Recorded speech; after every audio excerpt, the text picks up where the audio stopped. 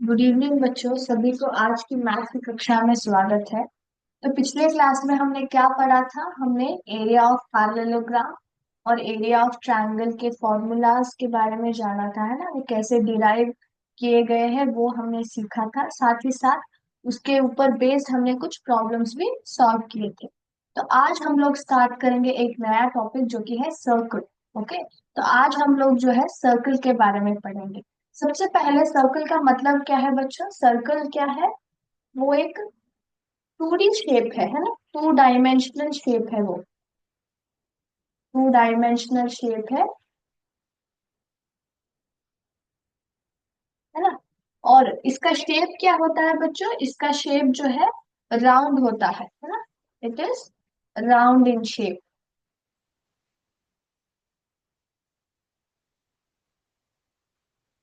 और इसके कोई भी एजेस या फिर कॉर्नर्स नहीं होते। इट हैज नो एजेस और कॉर्नर्स। 2D डायमेंशन मतलब सर्कल के कौन से दो डायमेंशंस होते हैं? हमेशा जब हम लोग प्लेन फिगर्स देखते हैं तो जब भी हम लोग 2D शेप्स के बारे में बात करते हैं, जैसे कि रेक्टेंगल हो, स्क्वायर हो, उसमें दो तरह के जो है डायमेंशंस आते हैं। वो रहते हैं लेंथ और ब्रेड्थ। लेकिन सर्कल में कौन से दो डायमेंशंस आते हैं बच्चों? उसके दो डायमेंशंस है रेडियस और डायमीटर। रेडियस और डायमीटर।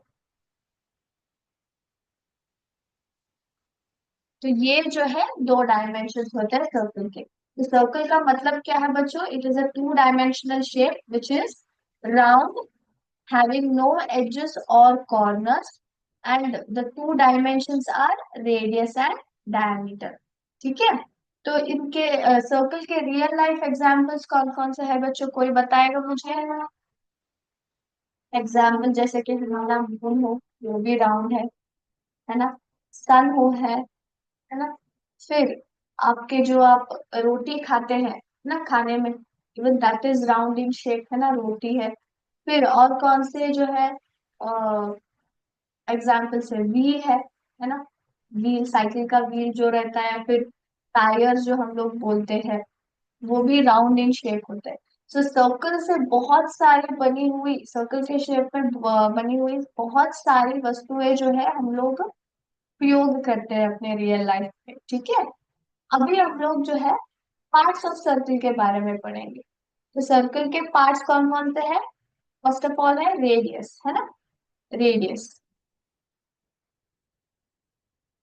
तो मैं सबसे पहले यहाँ पे सर्कल का फिगर ड्रॉ करूंगी।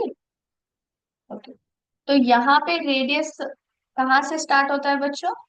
रेडियस जो है सेंटर पॉइंट से, सर्कल के सेंटर पॉइंट से स्टार्ट होके किसी भी एंड तक, सर्कल के एंड जो रहता है ना, बाउंड्री जो रहता है, उसको जो टच करता है, ये जो लेंथ रहता है ना, उसको हम लोग रेडियस बोलते हैं और इसको डिनोट करते हैं आर से। ठीक है? ये भी हम लोग रेडियस बोल सकते हैं। Even this is radius, even this is radius. Okay, तो रेडियस का मतलब क्या है बच्चों? रेडियस वो पार्ट है सर्कल का जो कि प्रारंभ होता है centre point of the circle से और एंड होता है किसी भी बाउंड्री पॉइंट के, सर्कल के किसी भी बाउंड्री पॉइंट के ऊपर। ठीक है? ये हो गया रेडियस। अब हम लोग बात करते हैं डायमीटर के बारे में। Diameter is the longest chord of the circle. ये सबसे बड़ा कॉर्ड होता है सर्कल का, सबसे बड़ा लाइन होता है सर्कल। तो जब हम लोग इस पूरे हिस्से को अगर मैं यहाँ से लेके यहाँ तक जोड़ दूं तो ये बन जाता है डायमीटर। ओके, तो डायमीटर जो रहता है, हमेशा दो रेडियस जुड़ते हैं। ये सेंटर पॉइंट है ना, यहाँ से लेके यहाँ तक एक रेडियस हो गया, फिर यहाँ से लेके यहाँ तक और एक रेडियस। तो हमेशा जो डायमीटर रहता है ना, उसमें दो रेडियस मिले रहते हैं बच्चों, दो radius. Okay, so length of two radius is equal to diameter रहता है हमेशा। और ये जो है longest chord of the circle होता है, ये भी हम लोग डायमीटर बोल सकते हैं। ठीक है? विच starts from one point of the boundary of the circle and ends at the another boundary of the circle, another point at the boundary of the circle. ठीक है? थर्ड आता है बाउंड्री, जिसको हम लोग क्या बोलते हैं टेक्निकली, सरकमफ्रेंस बोलते हैं बच्चों। क्या बोलते हैं? सरकमफ्रेंस। सरकमफ्रेंस क्यों चाहिए हमें? Why do you need circumference? तो सरकमफ्रेंस के बिना हम लोग जो है सर्कल का जो हिस्सा रहता है ना, बाउंड्री एरिया रहता है ना, वो हमें पता नहीं चलता है ना। उसके बिना हम लोग सर्कल के बाउंड्री एरिया को मेजर नहीं कर पाते हैं। इसलिए सरकमफ्रेंस की आवश्यकता बहुत होती है।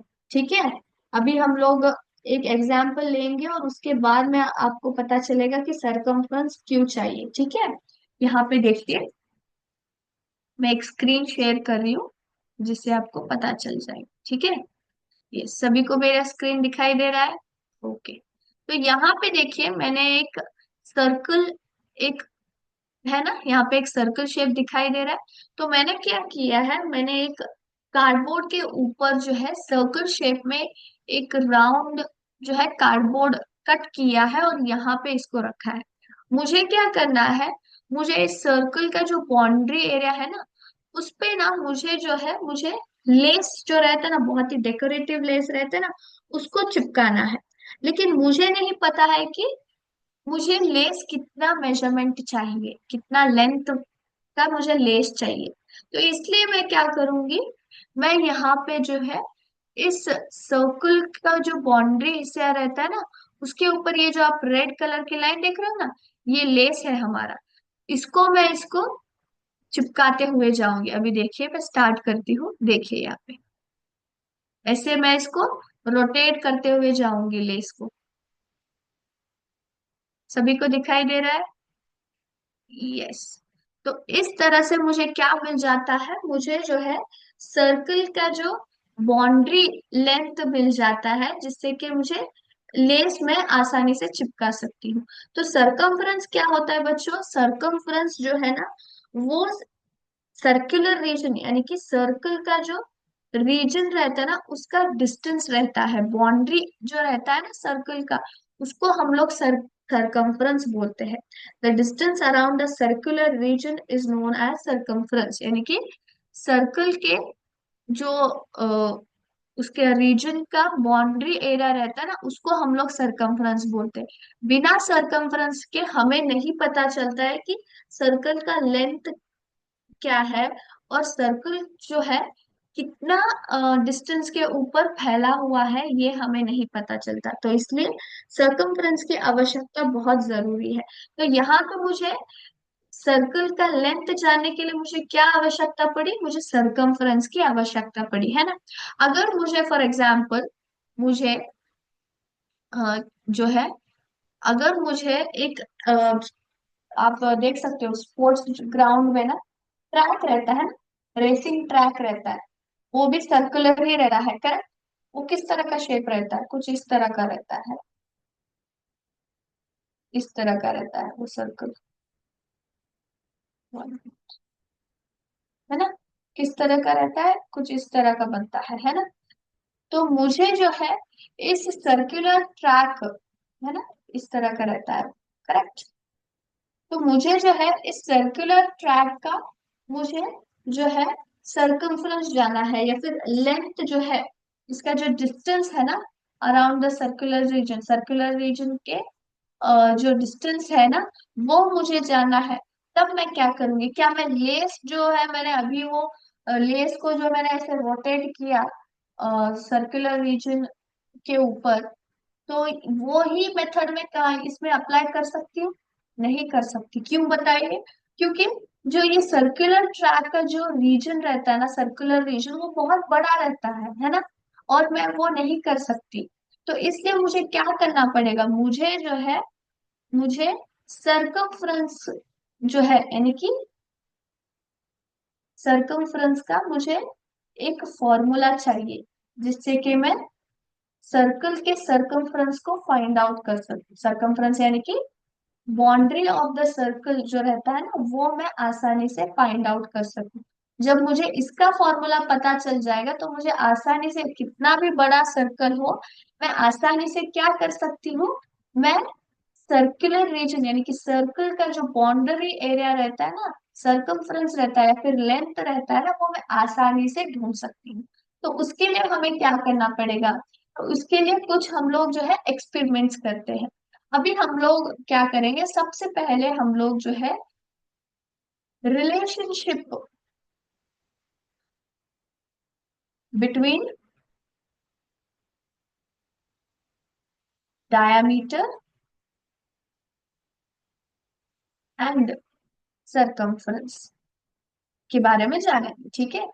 सरकमफ्रेंस और डायमीटर का जो है रिलेशन है वो क्या है, कैसा है, वो हम लोग देखेंगे अभी, ठीक है। तो यहाँ पे मैं अभी स्क्रीन शेयर कर रही हूँ जिससे कि आसानी से आपको पता चल जाएगा। आई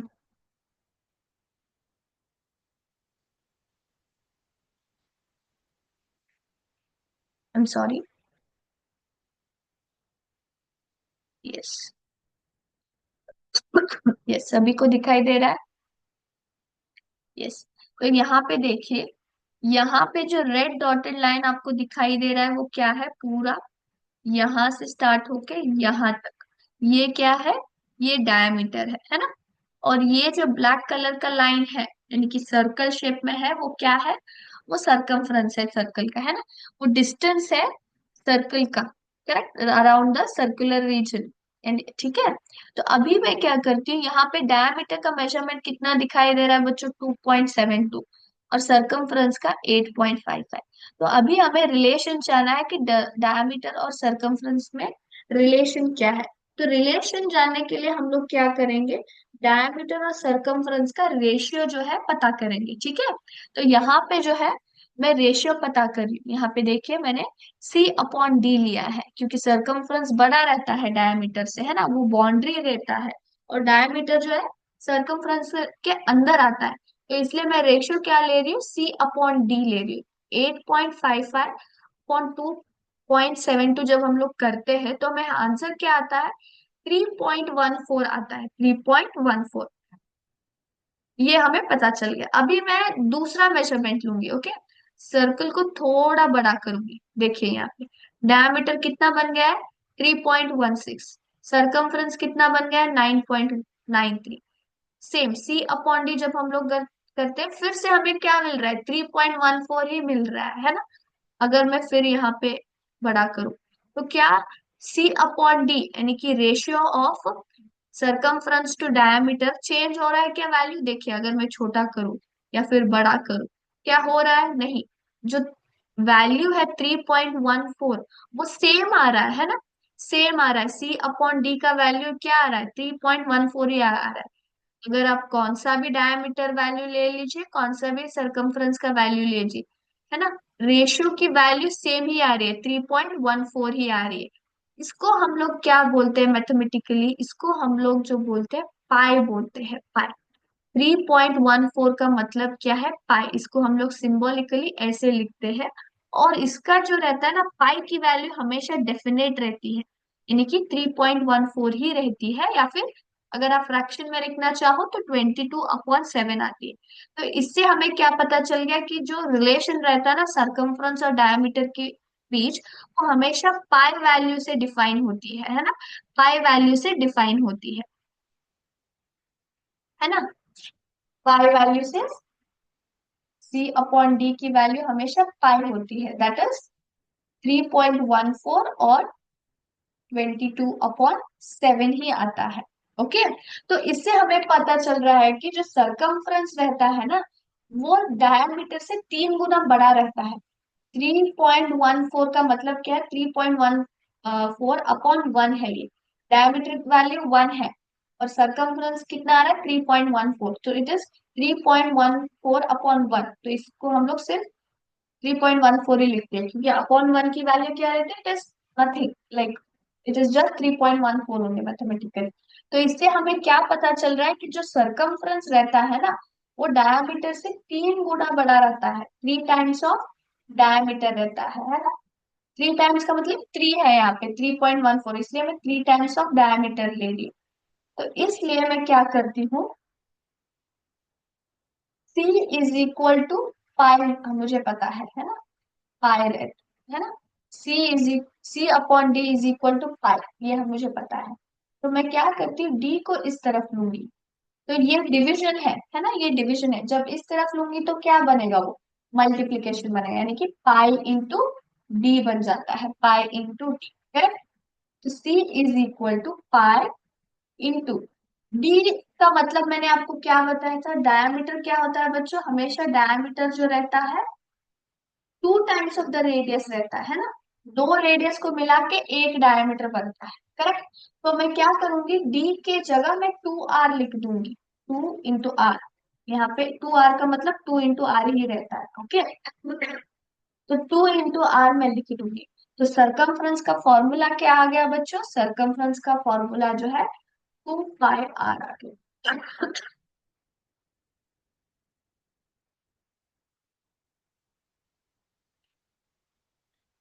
सरकमफ्रेंस का फॉर्मूला क्या है बच्चों, 2 पाई आर।